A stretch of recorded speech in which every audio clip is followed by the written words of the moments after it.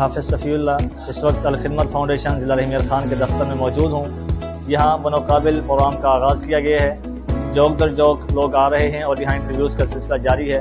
हज़ारों की तादाद में तलबा और तालबात इसमें शरीक हो रहे हैं। यकीनन ये गेम चेंजर प्रोग्राम है। यूथ इसमें अटैच हो रही है और यहाँ पर बेहतरीन किस्म की लैब तैयार की गई है, जिसमें नौजवानों को यहाँ बिठाया जाएगा और उन्हें मुख्तलिफ कोर्सेज करवाए जाएंगे। यकीनन नौजवानों के लिए एक बेहतरीन प्रोग्राम भी है और नौजवान इसमें पुरजोश तरीके से हिस्सा भी ले रहे हैं। तो हम तमाम साथियों से गुजारिश भी करेंगे कि आएँ, यूथ को हमारे साथ अटैच करें, यूथ को विल पावर करने के लिए बनोकाबिल का हिस्सा बनें।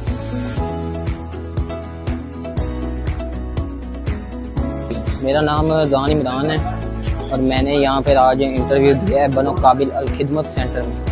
तो इनका ये बहुत अच्छा इनिशिएटिव है। मुझे यकीन है कि मेरा टेस्ट पास होगा और मैं IT स्किल सीख कर अपने रोज़गार के मौके मुझे फराहम किए जाएंगे।